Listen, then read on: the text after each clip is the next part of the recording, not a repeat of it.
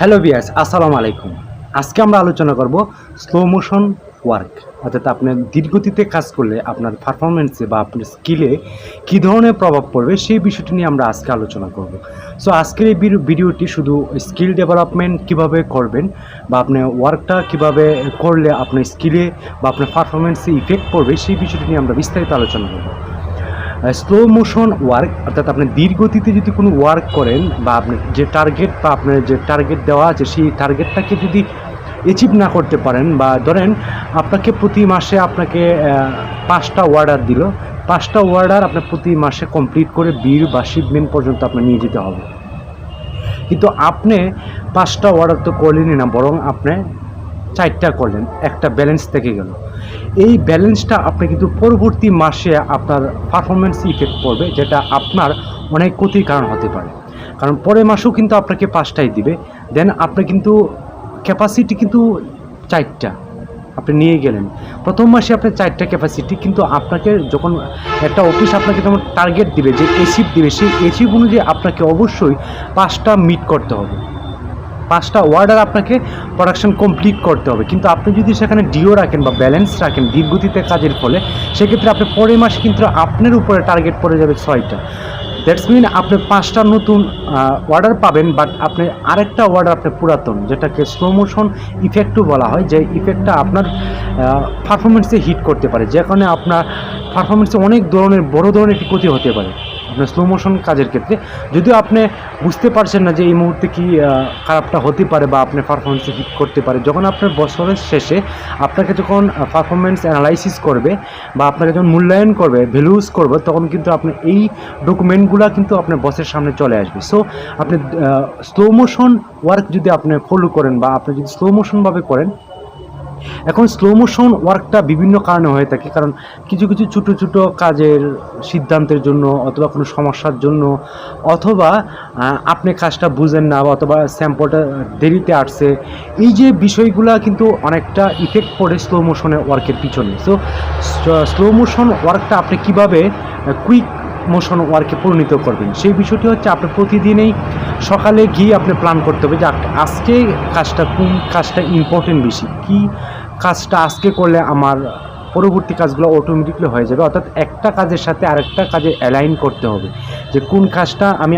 প্রথম করব, এরপর সেকেন্ড টাইমে কোনটা করব, থার্ড টাইমে কোনটা করব। এই বিষয়গুলো যদি ক্যালকুলেশন করেন বা প্রথম 10 মিনিট আপনি যদি ওয়েস্টেজ করেন, 8টায় অফিসে যাওয়ার পরে আপনি ডেস্কে বসে বা যে কোনো জায়গায় বসে যদি আপনি থিঙ্কিং করেন বা নোট ডাউন করেন যে আপনি সারাদিন আজকে কী কী কাজ করবেন, তাহলে কিন্তু আপনার কাজের গতিটা কিন্তু বৃদ্ধি পাবে। আপনি বুঝতে পারবেন যে কোনটার পরে ধারাবাহিকতা, আপনার সিকুয়েন্সে আপনি ঠিক থাকবে, এতে করে আপনার কুইক মোশন ওয়ার্কে পরিণত হবে।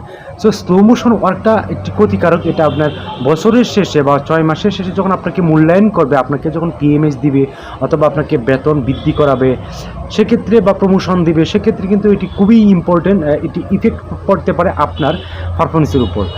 আর আপনার পারফরমেন্সে আরও বিভিন্ন ধরনের অফিসিয়াল অ্যাটিটিউড, অফিসিয়াল দৃষ্টিভঙ্গি অনেক কিছু ডিপেন্ড করে, শুধু স্লো মোশন ওয়ার্কেই আপনার ডিপেন্ড করে না। আপনার স্লো মোশন ওয়ার্কটাকে কীভাবে রিমুভ করা যায় সেই অ্যানালাইসিস আপনার করতে হবে। স্লো মোশন ওয়ার্কটা সাধারণত বিভিন্ন সমস্যা কারণে হতে পারে, বিভিন্ন রস্টোরের প্রবলেম বা অ্যাক্সেসরিজ প্রবলেম। যে কোনো একটি পণ্য বা একটা স্টাইল যখন আপনি কমপ্লিট করবেন, তখন দেখবেন যে আপনি সিদ্ধান্তের সমস্যা, কালার শেডিং সমস্যা, তারপরে কোয়ালিটি প্রবলেম, ফল্ট হতে পারে। সো এই বিষয়গুলো এড়িয়ে যেতে হবে, ওইটি খুব স্ট্রিক্টলি আপনি কেয়ারফুলি বা মনিটরিং করতে হবে।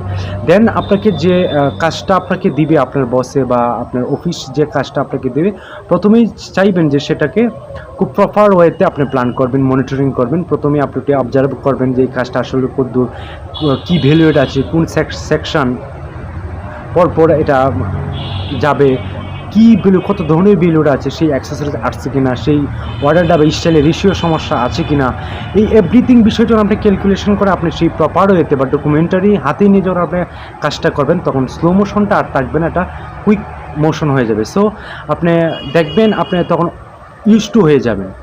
সো এই বিষয়গুলো খেয়াল করবেন, আপনার পারফরমেন্সের এটা হিট করতে পারে খুব ব্যাপক আকারে।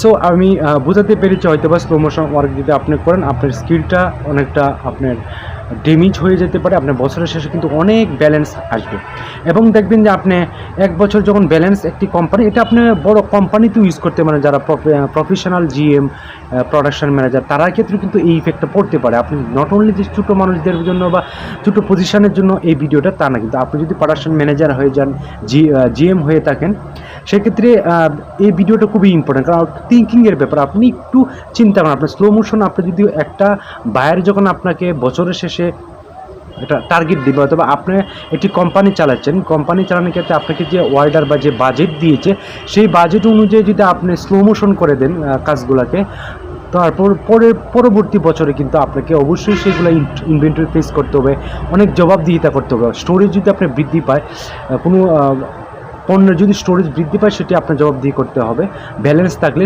সো এটি খুবই ইম্পর্টেন্ট, কারণ আপনি এক বছরের ব্যালেন্সের কাজ করতে গিয়ে আমার অনেক খরচ বেড়ে যায়, ওভারহেড খরচ, গুদামজাতকরণের খরচ, তারপর স্টাফের খরচ। কারণ একটা স্টাফ যে গতিতে কাজ করে, সেই গতিতে কাজ করার ফলে যদি আরেকটি কাজ তার উপরে পড়ে, সেক্ষেত্রে একটা অফিসারও বা অথবা যে কাজ করে সেও কিন্তু একটা ডিপ্রেশনে ভুগে। কারণ সে নতুন জব নিয়ে কাজ করবে, নতুন স্টাইল নিয়ে কাজ করবে না নতুন অর্ডার নিয়ে কাজ করবে, এটি কনফিউজিং হয়ে যায়। সো সেই জন্য আপনি ব্যালেন্সিংটা বা স্লো মোশন ওয়ার্ক যদি কোনো কোম্পানিতে হয়, এই জন্য অবজারভেশন করতে হবে, কেপিআই নির্ণয় করতে হবে। একটি কোম্পানির কেপিআই, এটি সেকশনের কেপিআই, ইন্ডিভিজুয়াল কেপিআই বা একটা সেকশন ইনচার্জের উপর কেপিআই আপনি চালু করতে হবে। অর্থাৎ ওয়ার্ক বা পূর্ব পরিকল্পনা অথবা আপনার লক্ষ্য আপনার অবশ্যই সেটি সেট করে দিতে হবে। আপনি যদি এই বিষয়গুলো পারফরমেন্সে যদি সেট না করে দেন বা অবজেক্ট সেটিং না করে দেন, তাহলে কিন্তু আপনি সে পারফরমেন্সে অনেকটা হিট করতে পারে। সেটা আপনি জিএম হন বা প্রোডাকশন ম্যানেজার হন, এজ এ অফিসার হন, যাই হন না কেন, আপনি যদি স্লো মোশন গতিতে পরিচালনা করেন ওয়ার্কটাকে বা সেক্টরটাকে বা কোম্পানিটাকে, তাহলে কোম্পানি কিন্তু 4 বছর বা 5 বছর পরে সে কিন্তু অনেকটা ক্ষতিগ্রস্ত হয়ে যাবে। কারণ ব্যালেন্স জোরো হতে হতে আপনার স্লো মোশনে কারণে আপনার অনেক জায়গা দখল করে নেবে।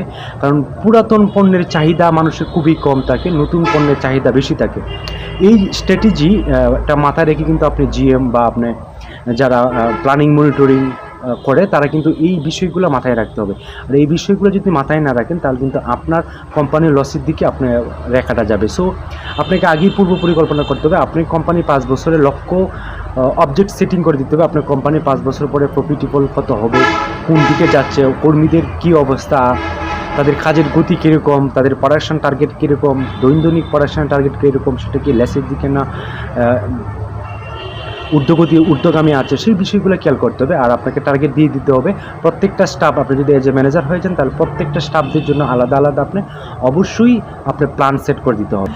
আশা করি বুঝতে পারছেন যে স্লো মোশন ওয়ার্ক যদি আপনি করেন, আপনার কোম্পানির জন্য, আপনার ব্যক্তির জন্য, আপনার স্কিল বা কেরিয়ারের জন্য কতটুকু ক্ষতির কারণ হতে পারে, সেটি আশা করি বুঝতে পেরেছেন বা গেস করতে পারছেন। কারণ এই ভিডিওটা সংক্ষিপ্ত আকারে আপনাকে বোঝানোর চেষ্টা করছি। যদি ভিডিওটা ভালো লাগে থাকে, যদি ইনফরমেটিভ হয়ে থাকে বা আপনাকে যদি সহযোগিতা করে থাকে, তাহলে আমাকে লাইক এবং কমেন্টস করে জানাতে পারেন। আর যদি খুবই ভালো লাগে তাহলে অবশ্যই সাবস্ক্রাইব করে পাশে থাকতে পারেন। আর আপনার কেরিয়ার নিয়ে আমি কাজ করি স্মার্ট ওয়ে অনলাইন একাডেমি। তো আমি চাচ্ছি যে স্মার্ট ওয়ে অনলাইন একাডেমি বিশাল আকারে যারা গার্মেন্টস, টেক্সটাইল বা বেকার, তাদেরকে কেরিয়ারটাকে বিল্ড আপ কীভাবে করা যায় সেই বিষয়ে চিন্তা রেখে আমার এই স্মার্ট ওয়ে অনলাইন একাডেমি আমি ডেভেলপ করেছি। আপনারা সহযোগিতা করলে আমি আরও আগাতে পারি। সো আজকে এই পর্যন্তই। ভালো থাকবেন, সুস্থ থাকবেন।